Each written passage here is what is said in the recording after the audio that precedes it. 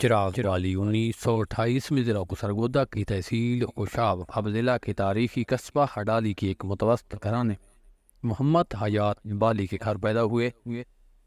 اس خاندان کا آبائی پیشہ کاشتکاری ہے۔ چراغ کی والدہ کا تعلق عوان فیملی سے تھا۔ دراصل بالی ذات عوان قوم کی ایک ذیلی شاخ ہے۔ چراغ کے علاوہ اس کے 4 بھائی اور 5 بہنیں تھیں۔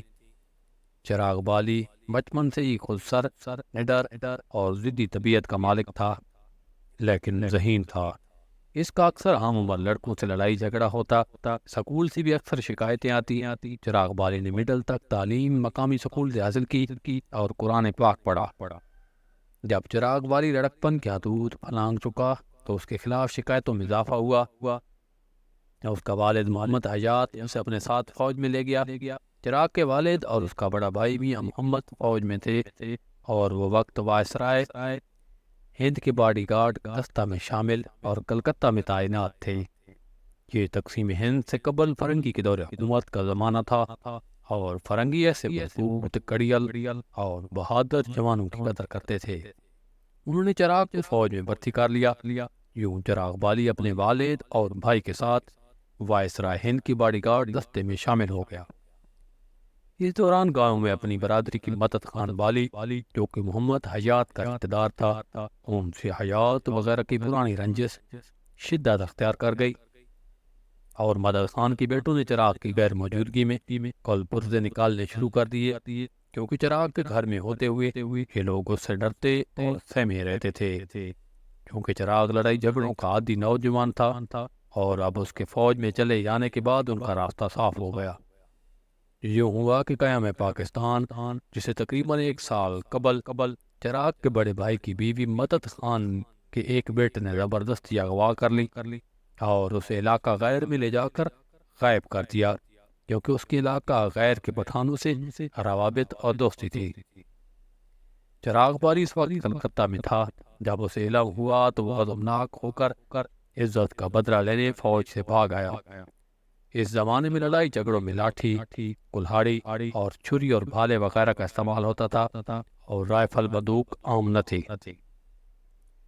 چراغ بالی اور مخالف گروپ میں پہلا مقابلہ تقسیم ہند سے قبل 1946 میں ہوا، جب دونوں گروپوں کے درمیان محلہ بالیاں والا ہڈالی میں دو بدو زبردست لڑائی ہوئی۔ مدد بالی گروپ کے سربراہ مدد خان صادق اور محمد بالی 3 افراد قتل ہوئے، جبکہ احمد خان شدید زخمی ہوا، مگر اس تنازعہ کا مرکزی کردار سرفراز بچ نکلا۔ اس لڑائی کے بعد چراغ بالی کا حوصلہ بڑھا۔ اس نے مدد بالی کی حمایتی اور معاونت کرنے والے اور اپنے مخالفوں سے انتقام لینے کی منصوبہ بندی کی اور جرم کی دنیا میں باقاعدہ قدم رکھا۔ وہ جرائم کی دلدل میں دھنستا چلا گیا اور پھر ایسا کہ باہر نہ نکل سکا۔ وہ واردات کی باقاعدہ منصوبہ بندی کرتا، متعدد وارداتوں کے کچھ عرصہ بعد تھوڑے عرصے تک جیل میں رہا اور ضمانت پر رہا ہوا۔ اس عرصہ میں چراغ کی اپنی برادری میں پہلی شادی ہوئی، لیکن بوجہ جرائم چراغ اسے اپنے ساتھ نہ رکھ سکا اور وہ عورت ہمیشہ اپنے میکے میں ہی رہی۔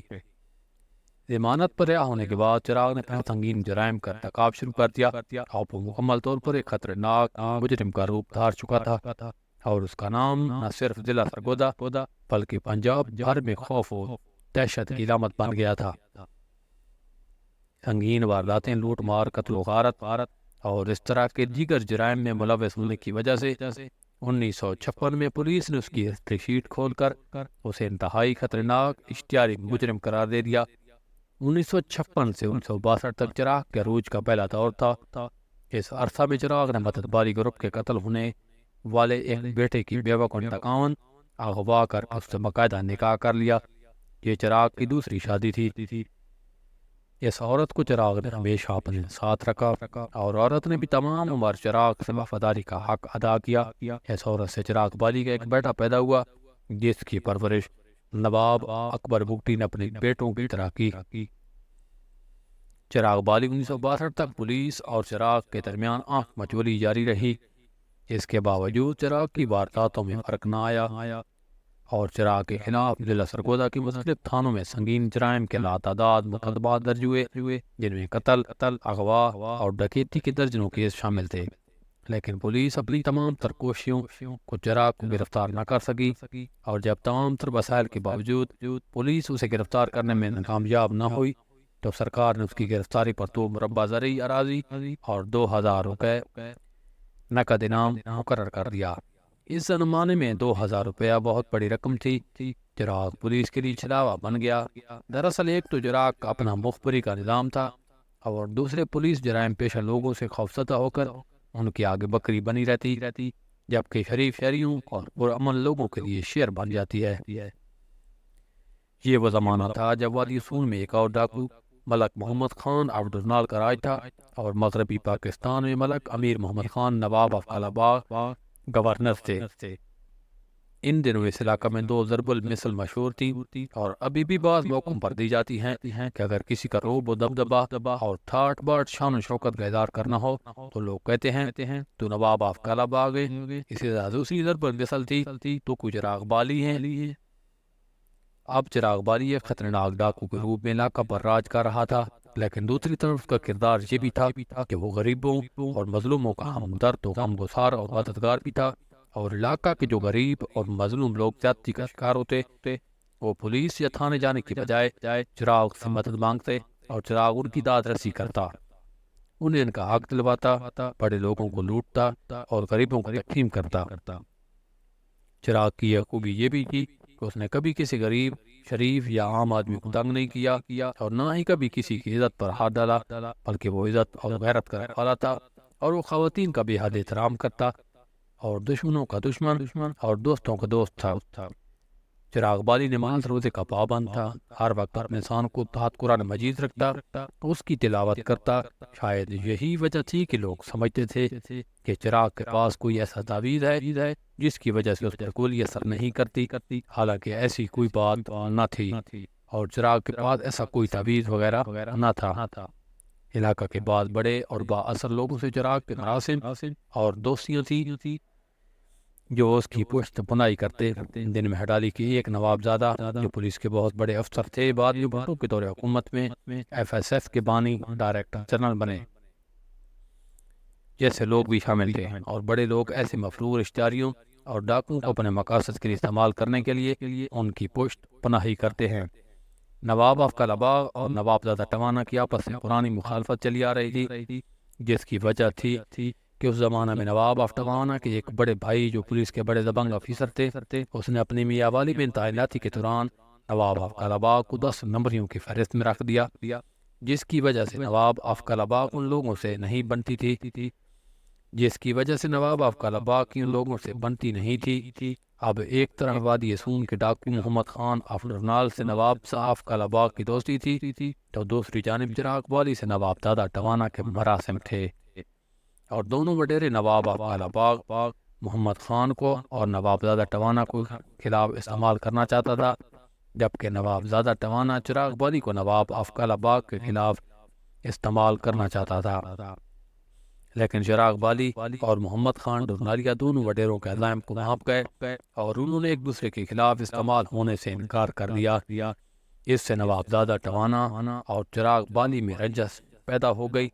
نواب زادہ ٹوانا چراغ بالی کی گرفتاری میں دلچسپی لینے لگا۔ ادھر چراغ کی کاروائیاں حکومت کے لیے پریشانی کا باعث بننے لگی۔ چراغ کی گرفتاری کے لیے حکومتی سطح پر بڑی منظم سکیم بنائی گئی۔ 1962 میں شاہ پور کے میلہ کے موقع پر چراغ کو دھوکہ سے گرفتار کر لیا گیا۔ چراغ بالی اپنی پہلی مفروری کے بعد گرفتار ہو گیا۔ گرفتاری کے بعد چراغ کو مختلف مقدمات میں مجموعی طور پر قید بمشقت 48,000 روپے جرمانہ اور ضبطی جائیداد کی سزا ہوئی۔ 1962 سے 1972 تک 10 سال وہ پاکستان کی مختلف جیلوں میں رہا۔ کیونکہ چراغ خطرناک مجرم تھا، اس لیے اسے زیادہ عرصہ ایک جیل میں نہیں رہنے دیا جاتا تھا۔ وہ کبھی مہد جیل اور کبھی میاں والی جیل اور کبھی سرگودا ساہیوال کی جیلوں کے چکر کاٹتا رہا۔ میاں والی جیل، مہد جیل اور ساہیوال جیلوں میں خطرناک مجرموں کو رکھا جاتا ہے جن سے حکومت بھی لرزاں ہوتی ہے، اور اکثر سیاسی قیدی بھی ان کوٹڑیوں کے مہمان بنتے ہیں۔ میاں والی جن کی اس تاریخی کوٹڑی میں سید عطا اللہ شاہ بخاری، مولانا عبدالستار نیازی، مولانا سید مودودی، سردار عبد القیوم خان، رسول بخش تالپور، غلام حیدر مائی، احمد علی قصوری، نواب اختر بگٹی، نواب غوث بخش، مجیب الرحمان، ذوالفقار علی بھٹو جیسی نامور شخصیات ایام اسیری گزار چکی ہیں۔ میاں والی ہی میں چراغ والی کی نواب اختر بگٹی سے ملاقات ہوئی، جو بعض اداد کی شاندار مثال میں تبدیل ہو گئی۔